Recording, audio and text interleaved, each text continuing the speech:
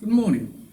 Today is the festival of St. Michael and All Angels, which is a very important day for our parish because St. Michael is our patron saint. We are the Church of St. Michael and All Angels. So today we celebrate St. Michael and indeed all the angelic host. And I'd like to spend some time talking about who the angels are, what they are, and how they can help us enrich our spiritual experiences and our lives on this earth.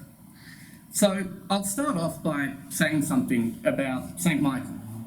St. Michael is often seen as God's protector. He is the patron saint of protectors. So police, military and other occupations that have the protection of others as their main focus tend to use St. Michael as their patron saint.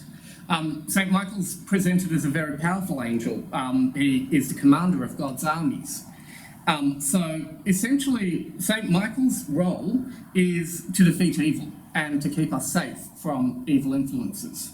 And we can draw on this and we can use this to enrich our lives. So let's talk about what angels are and how we can let them into our lives. And let's start, as always, with the collect, which sets the scene. So the collect tells us that the angels are wise, strong, and that they possess radiant beauty. Here we thank the angels for wonderful wisdom, their supreme strength, and their radiant beauty. But one of the important things about the angels is that their resistless power is used always and utterly in God's service.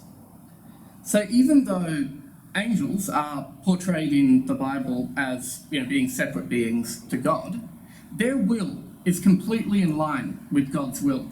So what that means is that when the angels are doing something, they're not doing it for themselves, but they're doing it for the glory of God.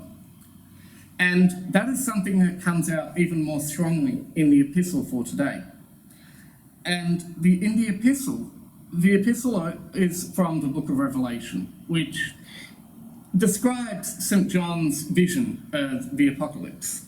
And in this particular section, St. John describes a scene where he saw 7 angels standing before God, and they were given trumpets. And then there's more angels and elders and beasts that come into the scene, and they're all standing around the throne and worshipping God. And there's 2 sort of important things about this passage. One of them is that the 7 angels, the number 7 and the 7 angels here is a reference to the 7 spirits before the throne.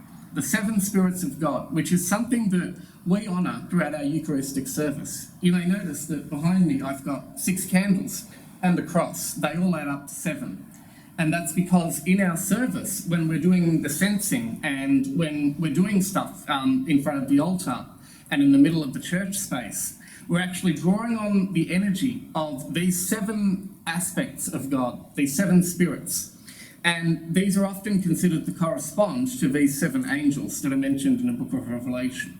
So when the priest is actually going through and doing the censing and saying some words which in a large church probably wouldn't be loud enough for most of the congregation to hear, he's essentially directing the energy of those 7 spirits of God to assist us.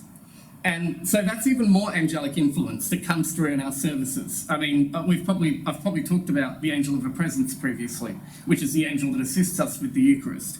We also directly call on the 7 angels before the throne when we do our censing and other parts of our service. So the important thing here, the other important thing to remember about this passage, besides the reference to the 7 spirits, is the fact that all of these beings are standing around and worshipping God. That's all they're doing. And so what this is telling us is that no matter what, the angels are always going to act in alignment with God's will. And this presents us with a good clue of how we can actually work with the angels. Because the most important thing to remember is that the angels are not gods. We are not meant to worship them. Even though they're beautiful and strong and wise, and they can help us, we are not supposed to actually worship them. And St. John actually made this mistake in another passage of Revelation, which isn't in today's epistle, but which is also quite important. He fell to his knees and started worshipping the angel that gave him the vision. And the angel said, no, don't worship me, get up, you need to worship God. So the important thing here is that working with the angels isn't like magic or like praying to idols or something like that. We are not asking some, supernatural being to do something on our behalf or for us. Instead, what we are doing is we are trying to bring our own energy into alignment with these beings so that we may serve God. That's the important thing. The focus of any kind of energy work, including with the angels, must always be the glory of God and the helping of our fellow man. And this is where the last part of the collect is quite important, because it tells us that we ask God so that we, following zealously the angels' resplendent example, devote ourselves wholly to the helping of our brethren. So when we work with the angels, when we do any kind of spiritual work, the focus needs to be on our relationship with God and on what we are doing to help our fellow brethren, to help our fellow people. That is what the angels are here for, and that is what we are here for. And we can include the angels in our prayers. We can think about the energy of the angels when we do our meditations. We can supplement our prayers to Christ with, a request to the angels to intercede on our behalf. There's also rosaries that we can pray. Like, for example, there's the Chaplet of St. Michael, which is it's a Roman Catholic prayer, but it's a protection prayer, essentially, but it calls on the energy of St. Michael directly. But all of these prayers, all of these things that we can do with the angels, the important thing is to remember that we must always do it for the glory of God and for the helping of our fellow people. And now, you may think that this whole angel thing is a little bit weird, or there's no such thing, or, this is just, supernatural hocus pocus. But, I ask you to just give it a go and incorporate it into some of your spiritual practice in your prayers. And this is where today's gospel actually comes in handy. In today's gospel, Jesus talks about how one reaches the kingdom of heaven. And remember, if you've listened to some of our sermons in the past, you may understand that the kingdom of heaven isn't necessarily a physical place, but rather a state of consciousness that we can all reach. And so Jesus says, well, unless you became a believer as a little child, it'd be very difficult for you to reach the kingdom of heaven. And basically Jesus says, don't hurt children, because children are closer to the kingdom of heaven than adults are. And so why might this be? Well, if you've ever had a child, or you've got relatives, who have children, you'll know that small children ask a lot of questions, and they're very curious. Why is this? What is this? What does that do? What does this do? And that kind of thing. And it is this particular attitude that Jesus is referring to. It is this innocent sense of wonder and this desire to become close to God that children have.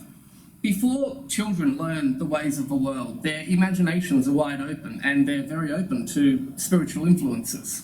And they're also very open to learning about spiritual things, because they haven't yet formed an idea of, reality and what is material and what is physical, what is spiritual, and so on and so forth. To them, everything is exciting, so they will explore and they will learn. So, likewise, I encourage you that when you're thinking about concepts like the angels and other spiritual concepts, which might not necessarily have an analogue in the physical world, we don't see angels on a day-to-day basis with our physical eyes. Likewise, we don't necessarily see all of these mystical concepts that we discuss. But it's important to have an open mind and to treat the subject with the curiosity and wonder and joy that a little child has when a little child is learning about the world. So if we approach these things from that perspective, and we bring some angelic work into our prayers, into our meditations, you can find that it can enrich your lives, regardless of what you believe about angels or supernatural beings generally. This kind of work helps to expand our consciousness and helps to open our hearts to God's love. And ultimately, that is the goal of religion. It is to open our hearts so that we may bring ourselves into closer alignment with God and thus lead better and more full and rich lives where we serve our fellow people. So I encourage you to think on these things during this week as we celebrate this beautiful festival. Thank you.